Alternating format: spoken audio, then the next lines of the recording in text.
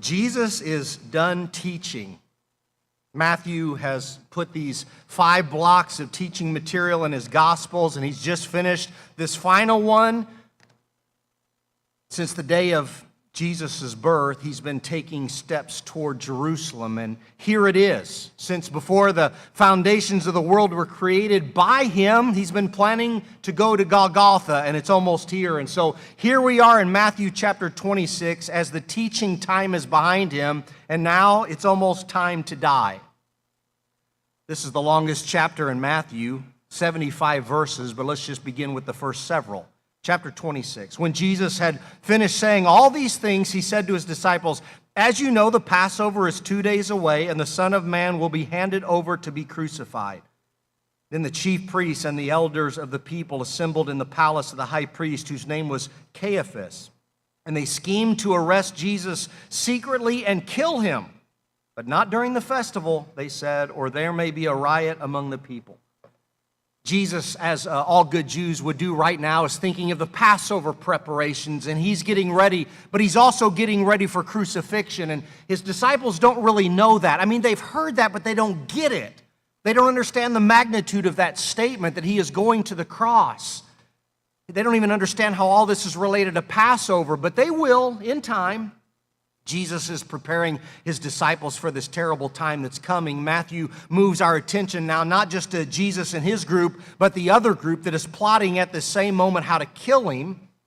And Matthew mentions Caiaphas by name. He's the high priest at that time and held that position for the longest, 18 years, which is a lot during the first century.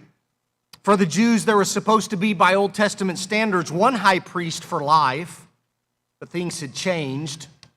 Lewis says between 37 BC and AD 67, there were at least 28 high priests. So what changed? The occupying Romans changed everything. And Card puts it like this: they were appointed and deposed, the high priest exchanged at the whim of the Roman governor. The spiritual leaders of God's people were meeting, ready to take out Jesus, the Son of God. The leaders of God's people are arranging how they can kill the Son of God. So close now, can't get their hands on him, need some help, haven't given up, want to still get that man in the ground, in the grave. Their plans are no surprise to Jesus. He's been talking about it. He's been telling his disciples, this may be the 6th time now. You can go back to Matthew 16:21 and hear exactly what he says, because he's told them this is coming. And here are the chief priests and the elders making their own plans right now. They just don't know that their plans are part of his plan. McGee says there may be an impression that Jesus is caught in this vortex of circumstances over which he has no control, but a careful examination and consideration of this, however, will reveal that he's the master of circumstances.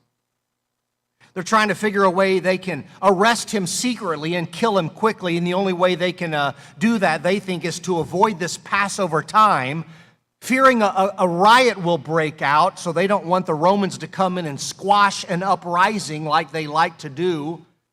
They're determined not to do it during the Passover, but Jesus is determined to do it during the Passover. He's working with his Father's timetable, and the Passover lamb has to be sacrificed at the Passover. The hypocritical leaders don't have all the details ironed out, but they have this general idea how they can get it done. But they need some help. They can't get to him, not right now. And it will take somebody in his inner circle of friends to help them, and they don't even know that yet, and we'll get to that. But first, Jesus has slipped out of the city again at night, and now he's in Bethany, where he loved to go.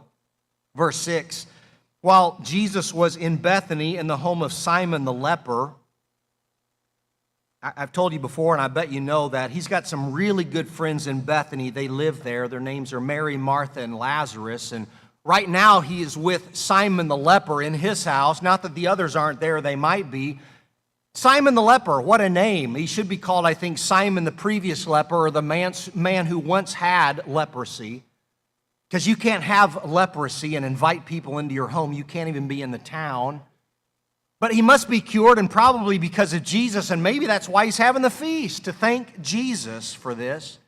Don't know all the circumstances, but there they are around the table, and sometime before, during, or after dinner, something happens and steals the show.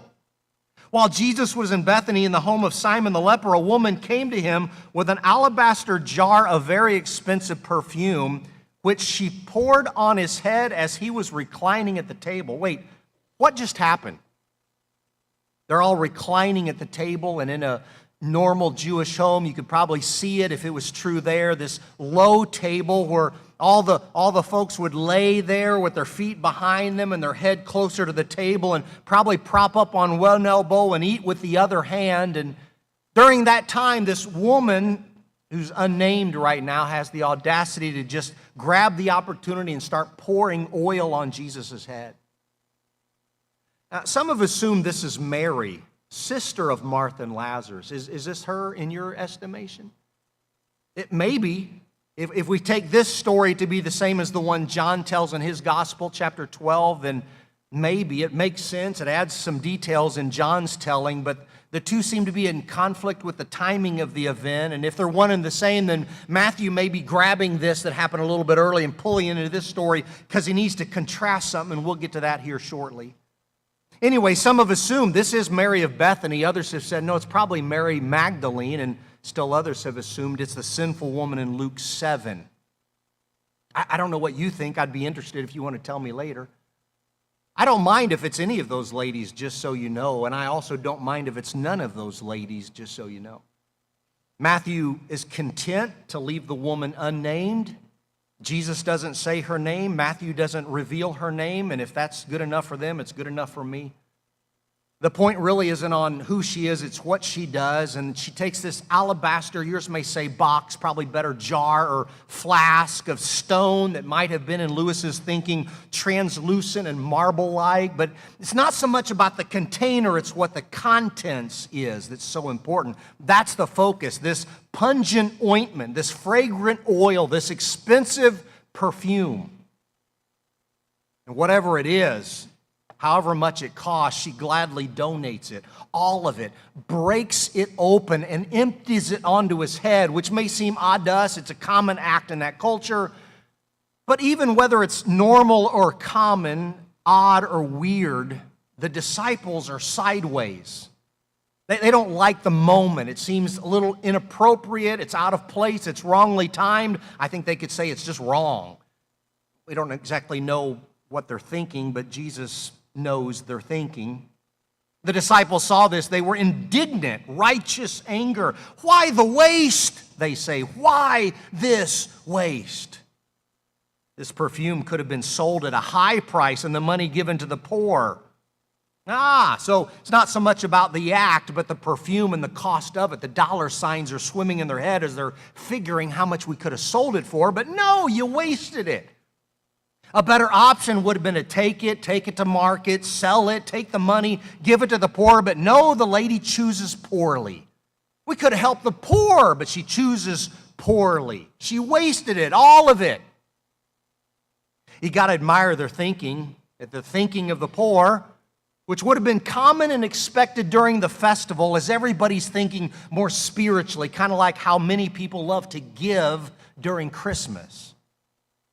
But did they really care about the poor that much? I mean, you might have your own view, but Jesus rebukes them. Here it comes, aware of this. Jesus said to them, "Why are you bothering this woman? She has done a beautiful thing to me. The poor you will always have with you, but you will not always have me. See, when she poured this perfume on my body, she did it to prepare me for burial. Truly, I tell you, whenever this gospel is preached throughout the world, what she has done will always be told in memory of her." He knows his disciples, he knows the poor, and he knows this woman.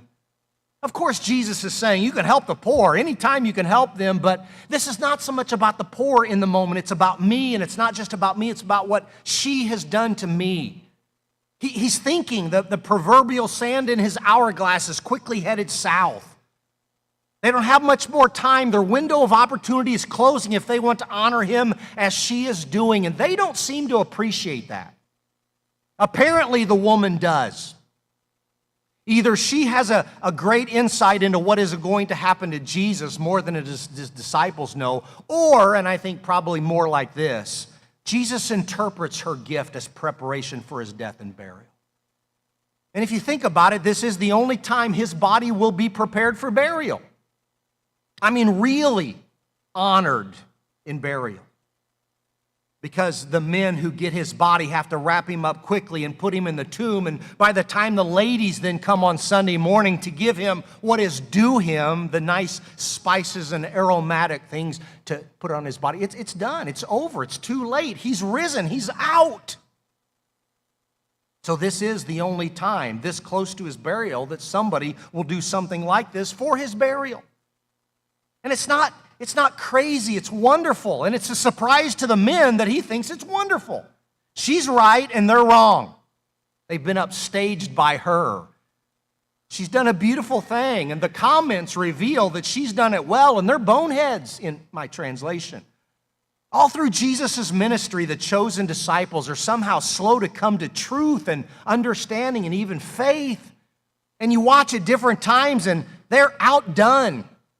They're bested by a child or a Gentile or an outsider or, like here, a woman. Maybe it was a blow to their egos, but I love how Jesus puts them in their place and honors her, lifts her up, and sets the record straight so that historically she stands out. I've said it before, I don't want to be too hard on the disciples because I share in their boneheadedness. But let's give credit to the woman because she does it right. He even gives a prophecy that wherever the gospel is repeated, wherever the good news is told, her story will be tied to that because she is now tied to him. So you speak about Jesus, might as well speak about her. We don't even know her name in Matthew. We're not told the rest of her story, just this, but here we are, some 2,000 years later, telling her story. Matthew was right when he included it. She was right when she did it, and Jesus says, pay attention to her. Oh, and one more thing really quick. It's not unimportant. Just keep going. Verse 14. Then one of the 12, the one called Judas Iscariot, went to the chief priests, and he asked, what are you willing to give me if I deliver him over to you? So they counted out or weighed out for him 30 pieces of silver, and from then on, Judas watched for an opportunity to hand him over. There's Judas, not the other Judas, Judas Iscariot, one of the chosen 12, handpicked by Jesus, been with him since the beginning of his ministry. He's been with Jesus, watching him, learning from him, listening to his stories, all of the parables, and up till now. It's like he was with him. But something has switched. Something's been brewing for a while maybe, but something is different. We don't know that much about Judas Iscariot. We learn more about him near the end of Jesus' life, than early on. Once again, if this is the story in Matthew that John is telling in chapter 12, then it's Judas who says, you're wasting it, you've wasted it. Why are you wasting it? John says he's a thief, so he must be wanting to get his hands on the money. Did that conversation push him to do this? Did Jesus' rebuke of Judas and the other disciples push Judas to do this here? Is that why Matthew grabs that story and brings it right here to pit Judas against the woman?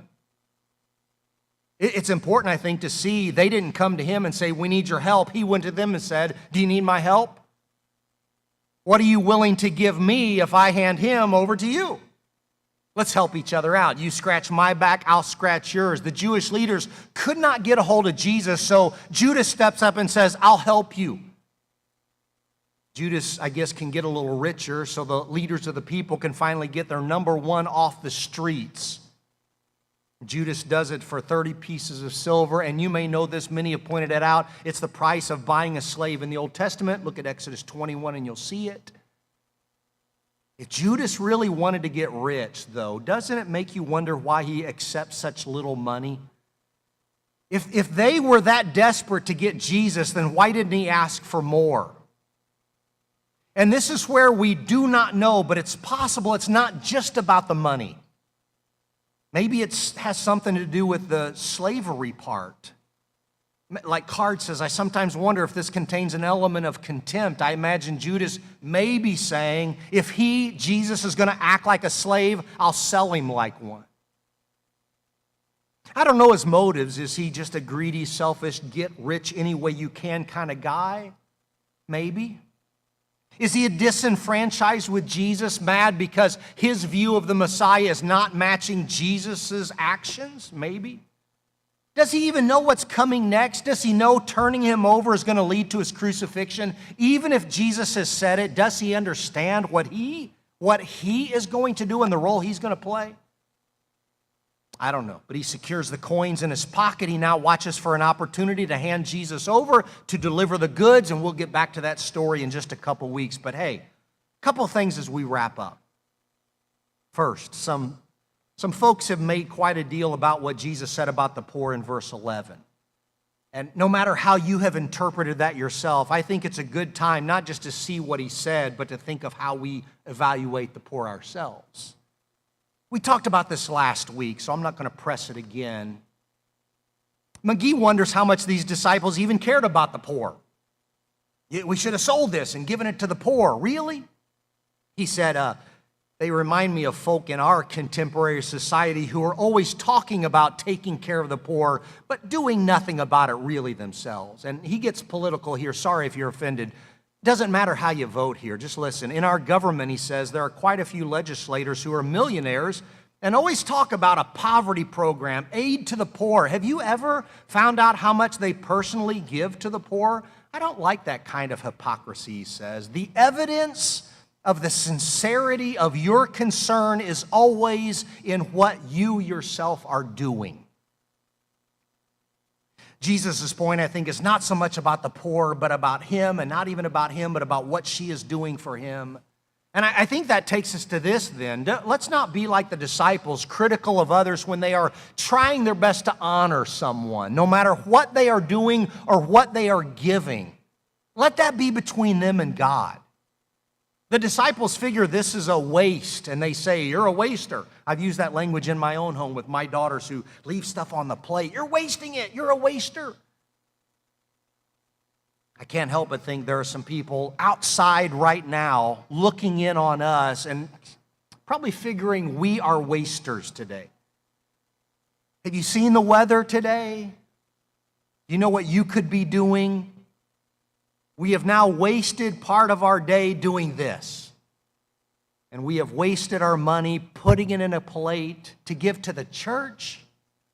And we have wasted our lives believing in a God we cannot see and holding on to a faith that cannot be proving and hoping for a heaven that cannot be real, they would say. But I'm proud to be a waster if that's the case. And I figure the Lord looks down on this today, and I hope he is pleased, as he was with the woman's gift, her worship in some ways. We want things to be practical and sensible, but there is a place for ridiculous kind of giving in the most extravagant way. If you get on the website, Invaluable, there's a list there of 12 of the most extravagant gifts ever given in love to somebody else. So the person who gave it, the person who received it, like the solid gold bathtub worth over $2 million. I don't know why, but it was given by Mike Tyson to his then wife, Robin. Didn't keep. They lost the marriage. A waterfall and an island given by Angelina Jolie, given to her husband then, Brad Pitt, a Springfield guy. That didn't work either, so don't look at those two. But a Chanel bicycle worth $12,000. And another a jet, and another a super yacht, and another a pearl necklace, and another a diamond worth more than any diamond you've ever seen. Given as gifts. Barclay says there's a large place for common sense, but there are times when only love's extravagance can meet love's demands. And he goes on to say, love never calculates. Love never thinks how little it can be decently given. Love's one desire is to give to the utmost limits. And when it's given and all of it given, it still thinks, no, the gift is too little. And then he challenges us with this. We have not even begun to be Christians if we think of giving to Christ and his church in terms of as little as we respectably can. I think the reason Matthew includes both these stories and smashes them together is to pit the woman against Judas. It's to contrast them. And what a contrast between a sweet, thoughtful woman of faith who sought out the Lord in this opportunity to use her wealth and a bunch of it in a weird way, but honorable. And then a close disciple of Jesus who somehow at some point has moved farther away from him, finding a way to betray him just to maybe get a little richer. So she gladly gives up her riches to honor the Lord, and he gladly gives up the Lord to honor his riches. If you could choose one or the other this morning, be the woman, not the man. And some of you would say, yes, be the woman. Be the giver, not the taker. Seek opportunity to bless, not to curse. Lift the Lord up. Don't take him out. Lower yourself in his presence. Don't lift yourself up and make yourself rich. Make him the point of your story, not hogging the spotlight for yourself. I think there's a danger for us, brothers and sisters. We might think of Judas as this horrible creature, pure evil, a monster who did the worst thing ever, betrayed the Lord. Maybe. But Erdman says the sad truth is that Judas is no inhuman monster. He is but a warning example of what finally a man may do who, while in daily fellowship with Jesus, does not renounce or master his sin. So, it doesn't matter how closely you can sit by Jesus or by others who follow Jesus.